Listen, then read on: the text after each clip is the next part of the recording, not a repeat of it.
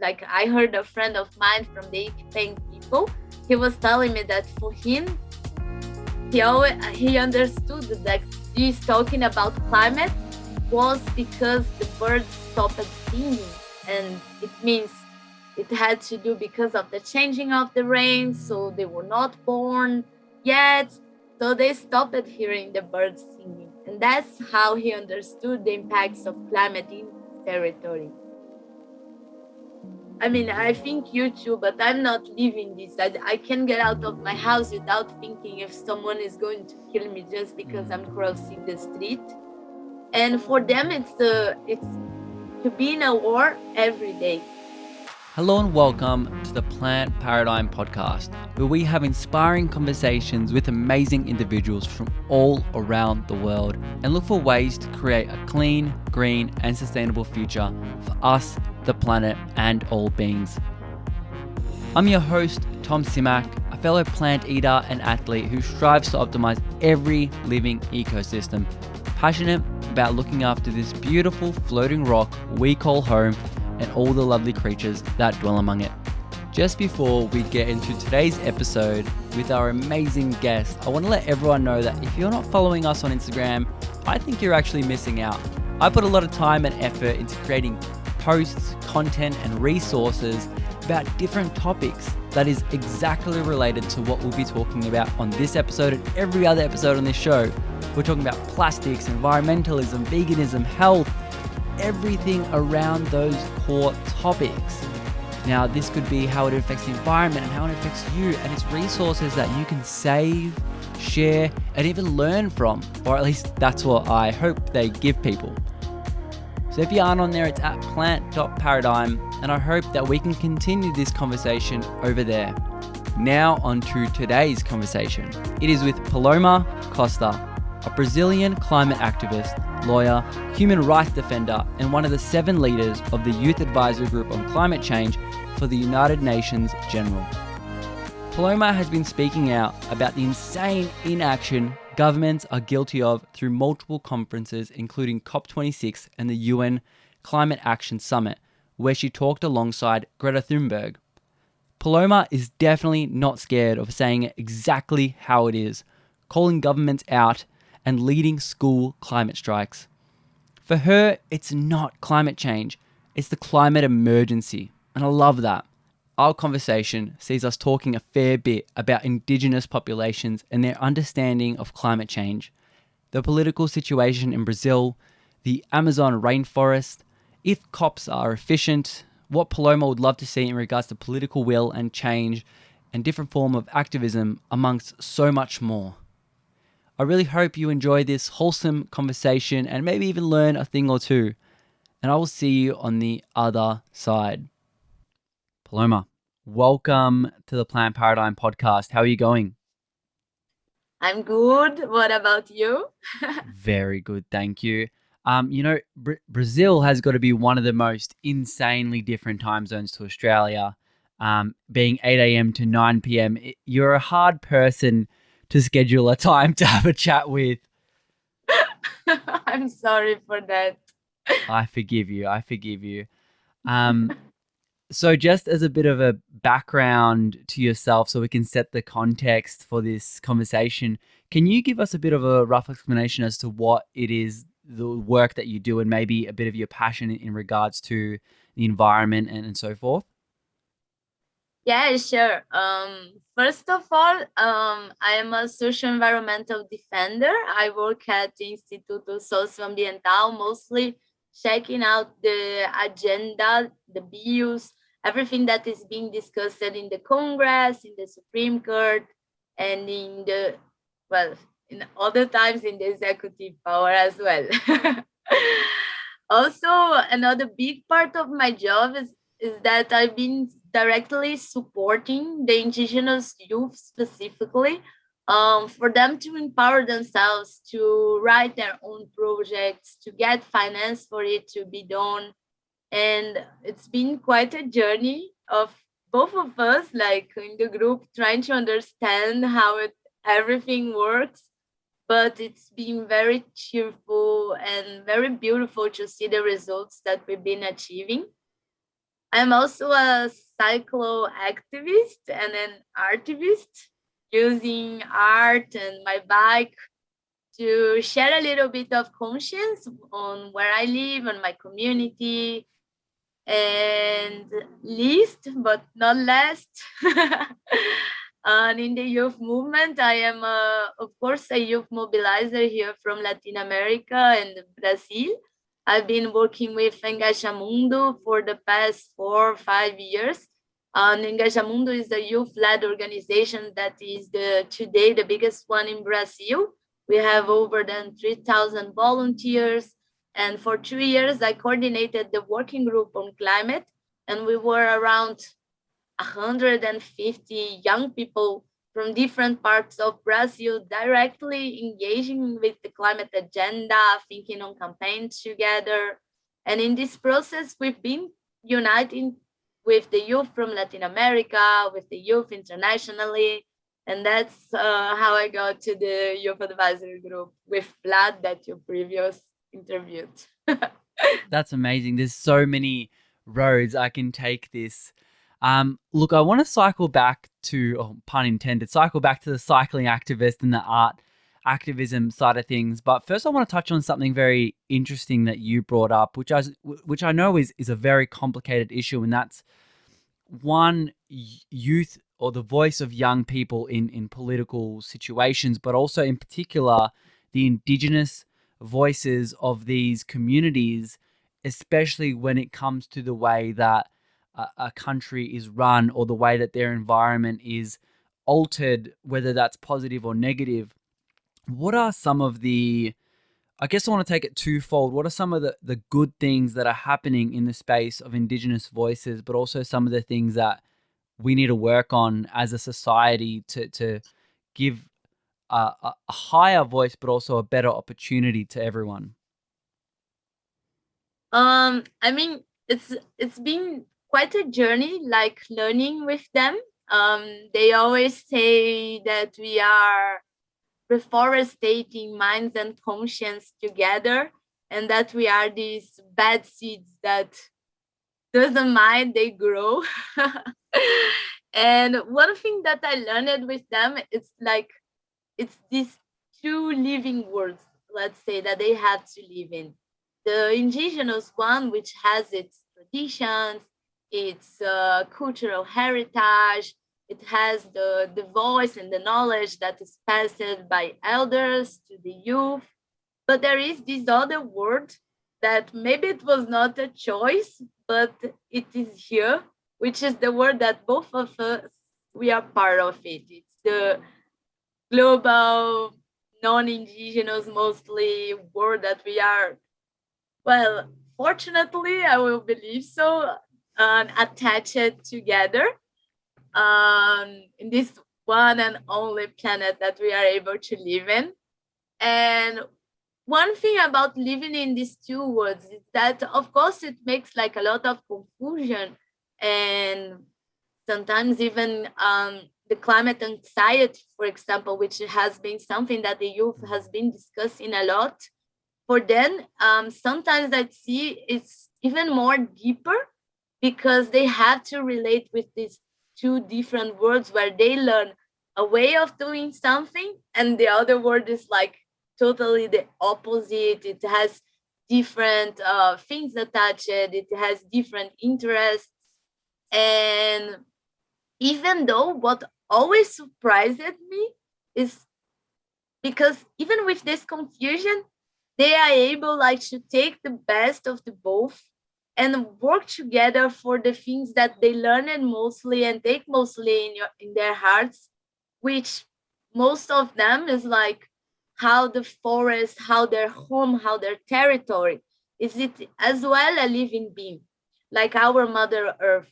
And in this process that they take this together to protect the entire environment that they are living, um, they've been like teaching elders, they've been growing forests, they've been like protecting the animals. They basically like if there is a forest standing, it's because there's people there standing with the forest. And this is something that you don't need to go too far away to see. Like in Brazil, if you see the view from the geo, I don't know the name of the thing, but from satellite, you will see that the most protected areas are normally where we have indigenous lands. And this is because for them, it's like it's their own family. It's like where they are part of. And I think like learning this and having the opportunity to see this directly, to see how caring they are with the habitat that they inhabit. I think it's something that all of us have a lot to learn on how to live better in this world that we live together. I love all of that. And, I watched a documentary recently and I've seen a lot on Brazil in particular, and especially the connection between the Amazon rainforest and the communities surrounding it. Because not only to the people of Brazil and surrounding nations, this Amazon rainforest is actually vital for the whole planet.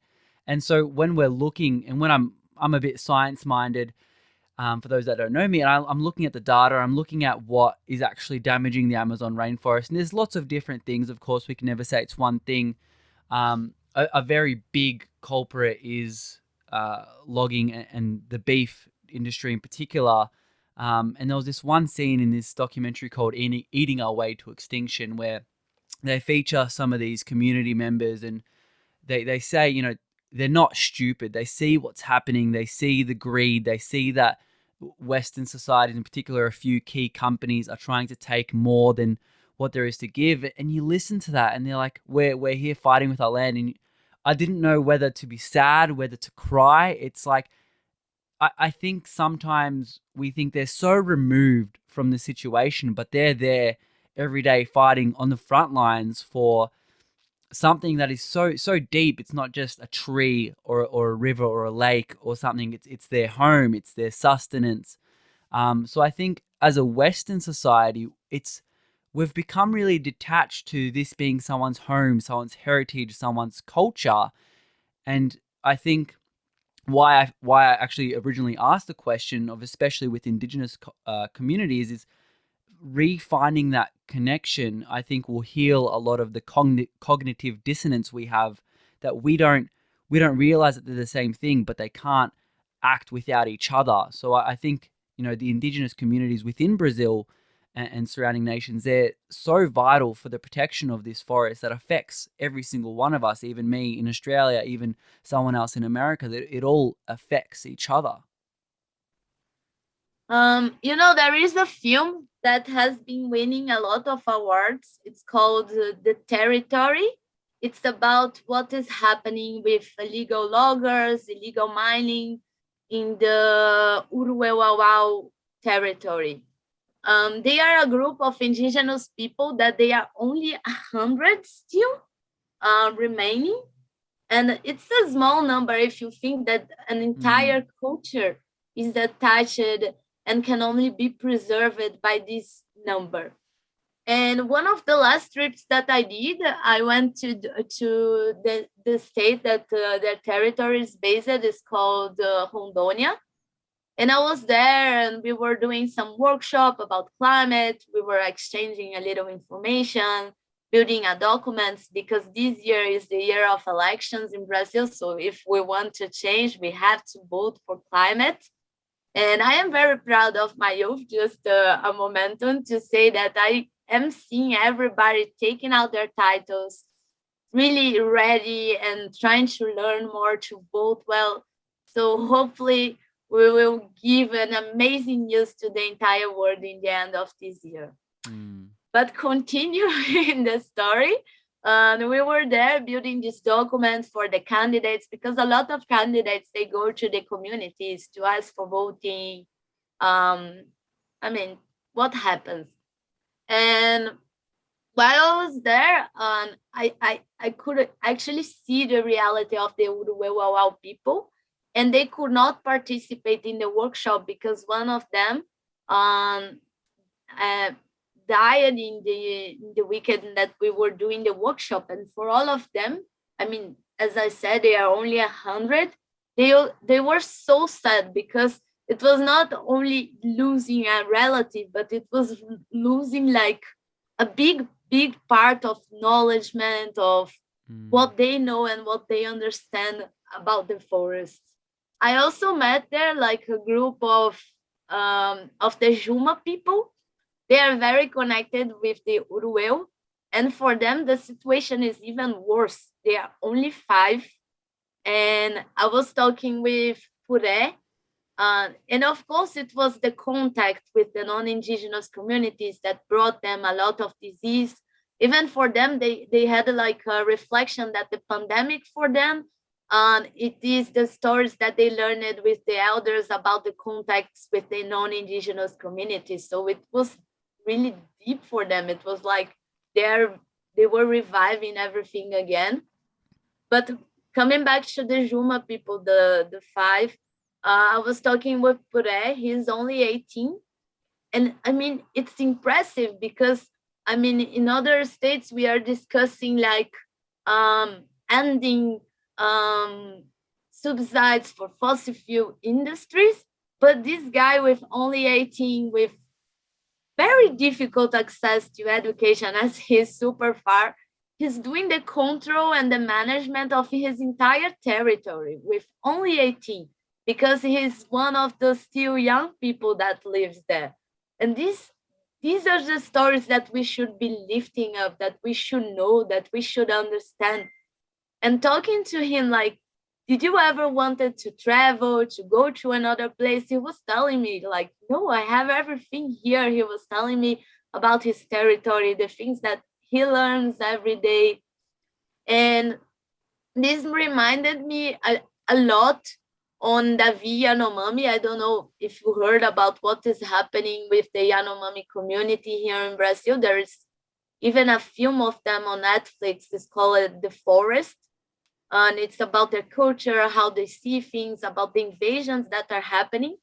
But in 2020, when the pandemic started, I was with Davi Yanomami. He's the biggest chief shaman here in Brazil from the Yanomami people. And we were both together in the Human Rights Council because he was doing a denounce to the entire world, telling that in his territory there were over 25,000 illegal mining activities and people there destroying everything. And last week, I was in Swiss back again to participate in a retreat, and I saw the news that an entire Yanomami community have been lost because of this still illegal mining that is happening. That it's became even more worse, like people being killed, raped, a terrible situation. And I was there like 2 years again. We received the news of the pandemic together, and I remember something that David told me about this fight. And I think that was what you were looking for of the good news in all of this. It's because I always think like they live in a situation that I'm not like, I mean, I think you too, but I'm not living this. I can get out of my house without thinking if someone is going to kill me just because I'm Mm. crossing the street. And for them, it's to be in a war every day.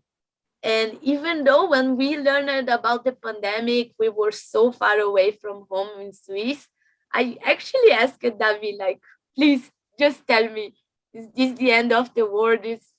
Are the things going to end? Should I prepare myself and enjoy my family? Just tell me the truth.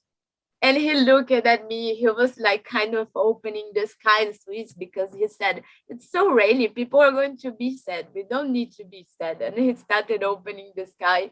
And he told me, you know, Paloma, if we ever stop laughing, dancing, painting our bodies, it's because the mercantile people won. And if they win, we all lose. So we can never let them win. And that's how I understood.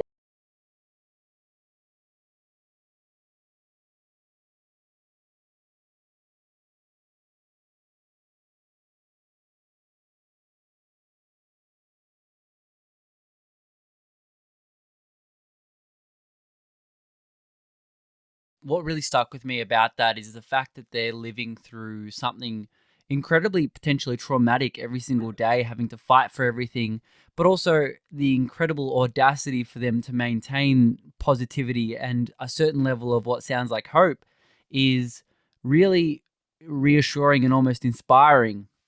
So, I mean, amongst all that, like, what can I'm thinking in Brazil when I'm thinking of solutions like that is the most upfront thing to do to kind of give the indigenous people some sort of help or assistance is to vote in a party that actually stands against the illegal mining of their and destruction of their territories. Is that like where society should go to help them the most?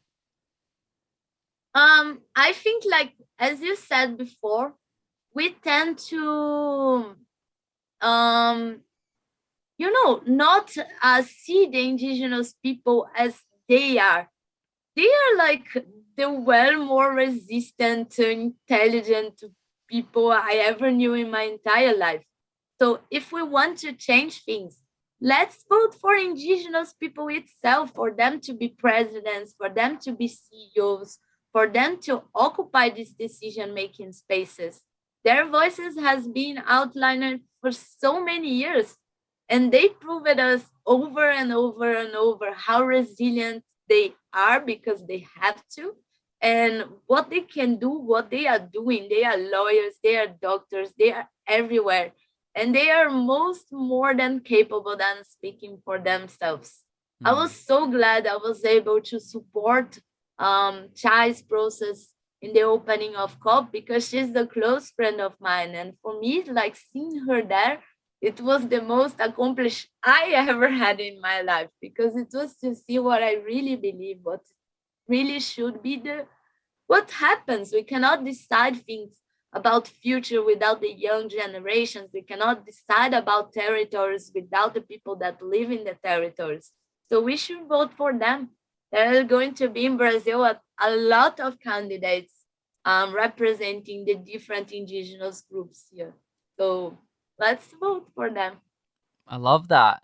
Something I really think about a lot is, the way we talk to other people depending on their experience. So right now, for example, we can have this conversation about, how to help the environment, giving Indigenous people a voice and things like that because, the Plant Paradigm community, we love all that. We're about that. But, you've given talks at COPs and you've done the different panels and whatnot. And sometimes I'm sure you've experienced times where you're talking with people that don't understand. This is the first time illegal mining, destroying territories, potential murder. Like these are really big, deep topics. How do you begin, or where do you kind of go to first talk to someone about what is actually going on in the world, like a wake up call? How do you begin that process? That's a hard question. If I knew the answer, I would probably like an expert to tell that. But I think like today, there is a lot of like, of course, we are in the era of fake news, but there is like a lot of informations that are undoubtable because they come from data, they come from geoprocessing images, they come directly Mm. from the communities that are being affected. And I think like and this is what really inspires me in the young people. It's because we are not always talking about something that you have to imagine to understand. We are talking about the things that we see, that we are feeling, that we been there and we understood and we know what is happening. And I feel like if you want to start talking about what does it mean illegal mining, like for me it's talking like how an entire system provided the chance, like really liberated the destruction and made a system possible that is healing, that is not only the environment, because if you think of you destroy the river, You destroy the forest that is surrounding the water area where you do the mining. You destroy like the ecosystem, the biodiversity. The animals, they start to run away. They go to communities because they get so stressed with the noise, with the machines, with the people, with the music. And it's mostly like led by a patriarchalist way with men's. And when they find women in communities, it's the same story that we heard over and over again, and story that women, we are not respected, we don't have our voices respected. And and there are the photos, there are the information there are the what is happening with the river, with the communities that they go there, they think they own the lands that is not theirs. And I feel like what we can most do to talk about this hard stuff, like, is to, I mean, to see the images, to understand a little bit, like exchange a little bit, like very truthful. What is the context? How things like these are still possible? How even 2 years later, even if David went all the way to Swiss to make a denounce, we are still seeing his territory invaded. And I mean, I feel like people, they see, they understand, they know it's true, but I mean, it's easier if you don't look to this side and think things differently and live your own life as if it was isolated. But we can't really live our lives isolated, can we? We don't get that choice. We have to fight, I guess, in a really weird way. And we have to keep ourselves educated. But, on the topic of government, and this episode will be out after the election in Brazil. Right now Australia is going through the same election, and we're going to try vote some people out that are destroying Australia and the rest of the planet, really. I'm curious, in your mind, what do you think the Brazilian government should do about the issues that kind of have both in terms of like the mining and the effect of the indigenous communities, but also other, I'm going to say the word atrocities that the government is responsible for? I mean, first, follow the rules that we all agreed here. For example, I feel the legal action here in Brazil, which is called, it was the first climate litigation ever, that ever started here in Brazil. And our action is actually like, even though we studied it for 4 years and it has like, it's so big with so many data, but in the end, it's something so simple. It's like, just make it happen on our national law on climate, which says about the plan of conservation and protection of the Amazon. It is the plan that made Brazil one of the main leaders on climate action in the past years. But right now, it's just not being applied because there is no intention to do it. And we have the Amazon Fund, which 0% of the fund was used to end the fires, to end deforestation. We have the Climate Fund, which as well 0% was used to have initiatives to protect the climate. So I think it's, at least for Brazil, the path is very simple, like, to begin with. You just have to at least apply the laws that we have here in a national, in a international level as well, and make it work. Because we have already the funds. We just like went out with human capacity because everyone was fired, but we can do this again. And I mean, it's just a matter of starting.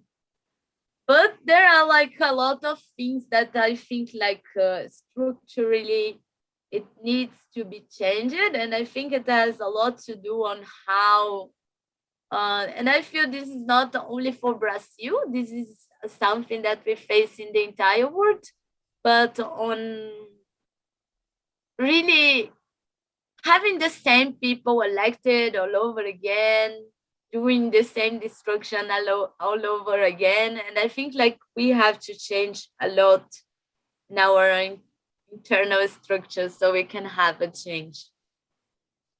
Yeah, that's some really good stuff that we can do, and following laws definitely seems it's so weird that we can be like, hey, if you just follow the law, that'd be great. That would be amazing. I want to circle back to cyclivism. I don't know what the word it was that you used, but cycling activism. I did read it somewhere you had the word cycling and activism in one of your bios. Can you explain exactly what that is? It's because a few years ago, before the pandemic, if, now that we use this expression, uh, I started an organization with a friend where, because we were very impressed that even at an international level, in a conference of climate, we could find some negationists. And we always wonder, like, why? Why are you here if you don't even believe in this? Like, what's the sense? Yeah. There is no sense, right? For that. Like, why do you go to a climate conference if you don't believe that climate is something that is happening? You think it's, I mean, some fake news. Okay, so we decided to take on our bikes and start pedaling to see and record the spaces that were being destroyed by the climate with our own telephones. Like, really, I mean, not an experienced director with cinema, just two friends with a phone saying, hey, I'm here. Look, can you see this? The forest like this, it has to do a lot with climate because of this and this. And we started interviewing the people that lived in the areas that we saw the impacts for them to also tell their way of the story. Because we have to be aware of that. But climate, this is a word that we use in our global community, but it's not necessarily what people understand in the front lines in the ground. Maybe they, like, I heard a friend of mine from the Ikpeng people, he was telling me that for him, he understood that this talking about climate was because the birds stopped singing, and it means it had to do because of the changing of the rain, so they Mm. were not born yet, so they stopped hearing the birds singing, and that's how he understood the impacts of climate in his territory. And this was so, I mean, just wanted to comment that.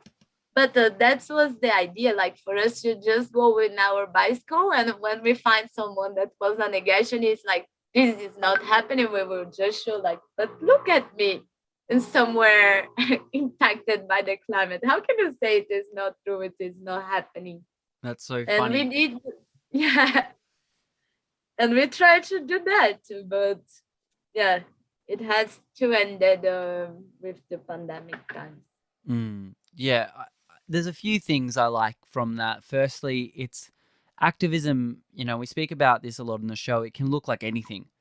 And for you, I'm sure cycling with a mobile phone, recording things, I that's not the most general way people think activism is done. So it's awesome how someone can be really creative and I think take inspiration from that. If you liked cycling, which I'm guessing you did, and you were passionate about the environment, you just join those two together. And then that was a form of activism. And I think that's a good example of what anyone can really do in their community or in their environment to make a difference. And the second point, I love that the bird singing was almost an indication that something's happening. The birds have migrated early, or they're going this, or they're going that way. And that was an example of how climate change had affected that tribe's or clan's territory. How, and I was going to ask this earlier, when we're talking or when you're talking in this situation to these Indigenous communities, how aware are they of climate change and what's happening in the world right now, and to what extent?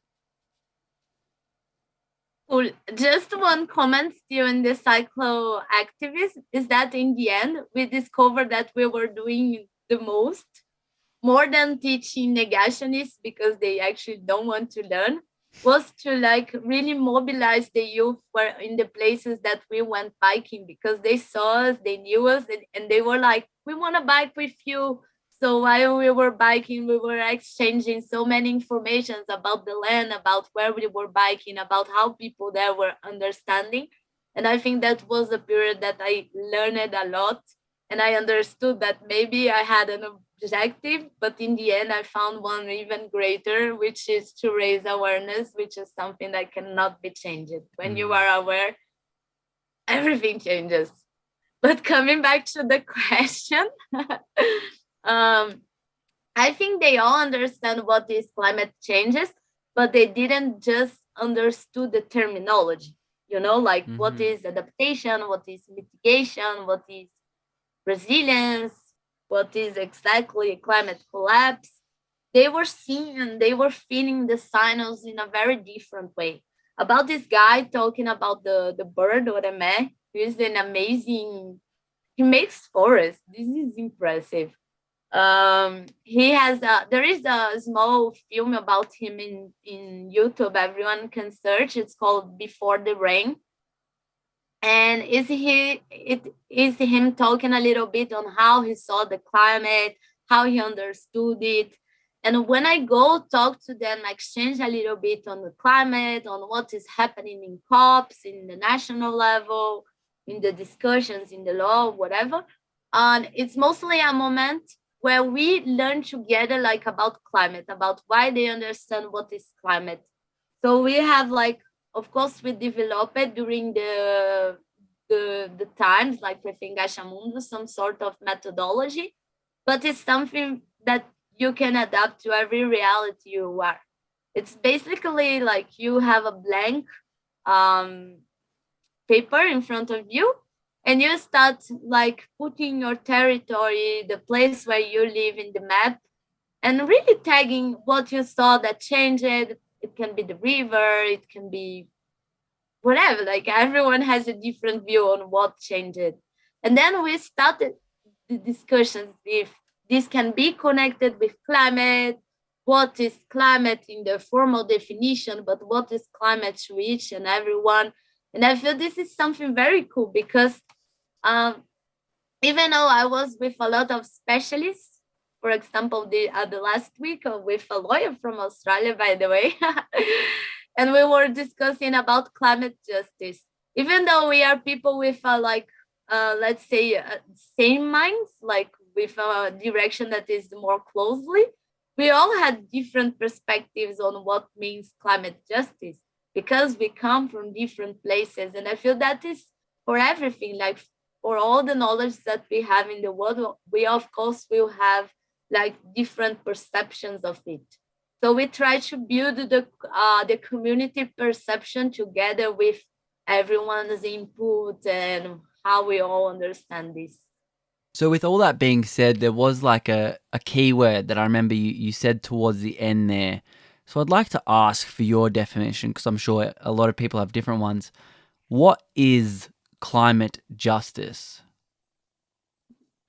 For me, at least, what I learned within the youth movement is for you to think like climate not only in a thing related to carbon, but it also involves like human rights, social justice, racial justice, participation, inclusion, access to information, access to education, um, and I think like what is the problem is because our society they grown the discussions around only the environment as if it was something that is separated from us, which is Hmm. not exactly the truth, because we are part of the environment that we are living in. So I think like when you think broadly about climate justice, it's thinking a little bit on the rights and of all the entire living beings of the ecosystem itself, for us to have a balance, a dignity in life, and the right for an environment in the perspective and in the future as well. Hmm. The right to a healthy environment, as it's said in the laws. I love that. It's hard not to separate ourselves from the environment because we don't look like a tree, we don't look like a fish, but all these things have such a large impact on who we are, the air we breathe, the soil we walk on. It's all so connected. So I love that response. Um, there's something really big happening this year as well. That on top of it, a lot of countries have their elections and whatnot, but there's COP27. What do you think about COPs and if they work or if they're just kind of like a big colossal waste of time? I mean, they are both, in my view. Yeah. Of course, they are an opportunity for us to have like bilateral conversations. I mean, it's a moment that you can really interact with people that are doing sometimes similar works or constructive works in different parts of the globe, that you can interact in person and with a reason, maybe to build something more in a community global level. Because, of course, we lose a lot when we are talking through a platform like Zoom or something like this. Mm, And it's very different when you are in person, when you meet like this person that you saw in a video of something being destroyed in the Amazon, where you have the opportunity to hear, to smell, to understand what they are talking about in person. And for that, I think it's very nice that we have a space for that, for us to interact globally, thinking in the same agenda, what we want and what we can do to support in a more community global level. But in the other way, it also has become a platform for some decision makers to just go there, lie openly, show false data, show false information, and agree on something that can never and doesn't have the means to be applied in their own national realities. So, in the end, it is not effective in this sense, because if the decision makers, which are the ones that have the most of the power to change in a more upscale, if they are doing false commitments, how do we move forward?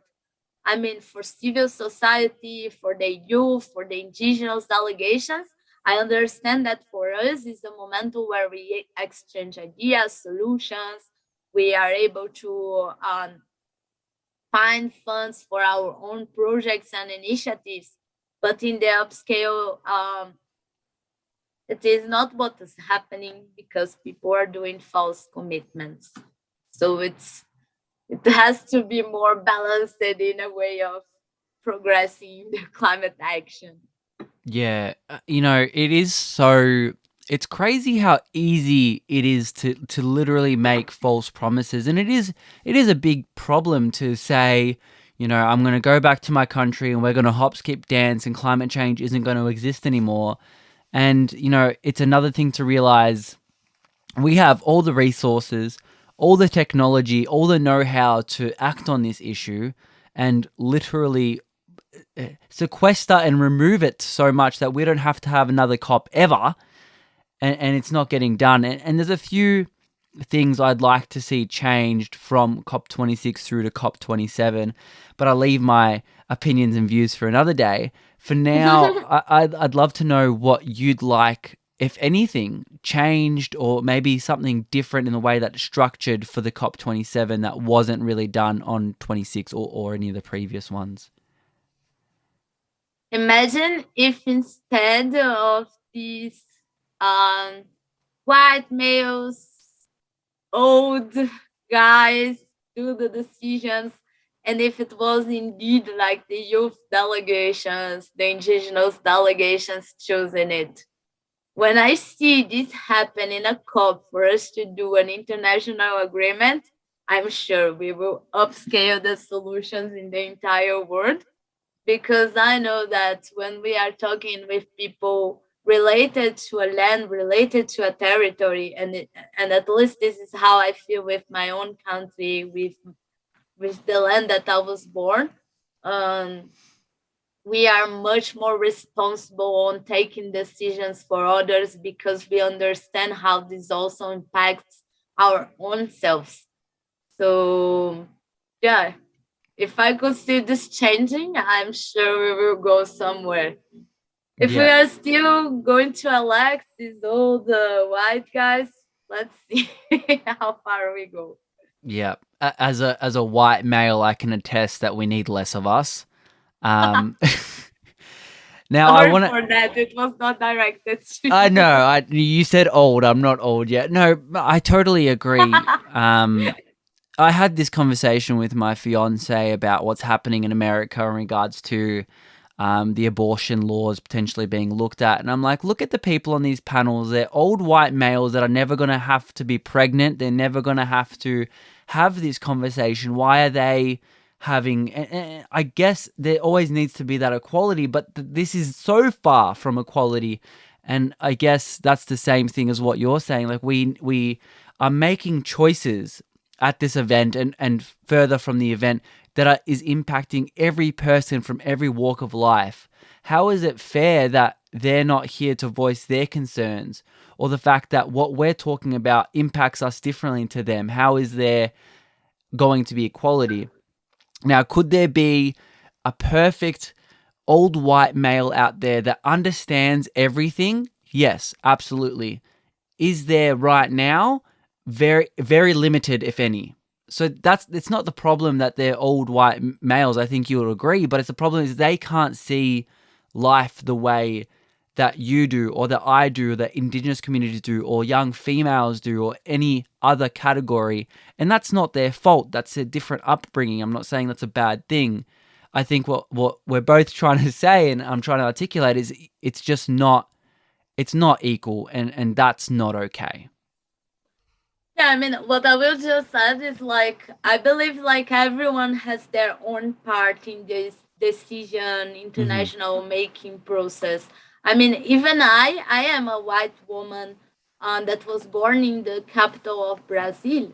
So even though I travel to the Amazon, I travel to the communities, I engage with my youth in the national, international, regional level, I can never say I represent the youth of Brazil or the youth of my city or my region, because we are like, this is what I always try to explain to people. We are youths in plural because we are so diverse, we are so different.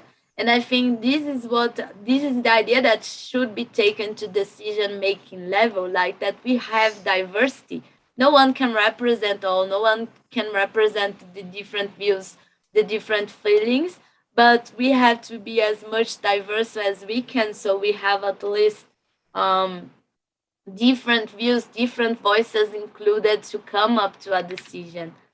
So at least this is how I think. Like, it's not a problem of a white old man, Mm. but of only having white old men. Yeah, yeah, I love that. Look, we're coming towards the tail end of our conversation together.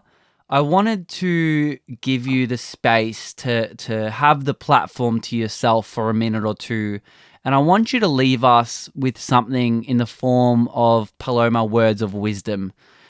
This could be something completely. It could be something we talked about today about climate change, Indigenous communities, or anything of the such, or it could be something completely different that you've been thinking about recently, last day, week, month, year, decade, whatever it may be. But the platform is all yours to speak your mind for a minute or two. Thank you so much, Tom. I think like I don't have much more to say. I would just like to call everyone to action and make everyone remember that if we want to continue to having a story as a human community, we need to be the own heroes of our own history.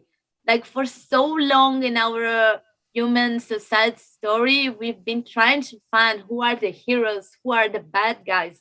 But honestly, to fight the climate collapse, the climate emergency, we need to understand that each and every one of us, we need to be the heroes of this um, collective story that we are part of. And if something, I will share not my words, but the words of Matsipaya Kayapo. He's the grandson of the big chief Hauni Metuktiri. That is, reforestate your minds, reforestate your conscience to free our future, to postpone the end of the world. So let's reforestate our own conscience and keep growing with the forest. I Thank love you. that.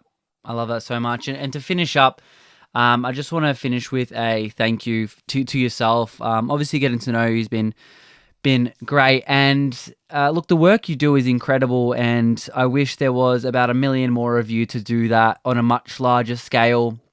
Vlad was definitely right in saying that you are someone who's very happy and positive, and for a lot of context, I can see you giving hope to a lot of people in your wisdom and in your expertise.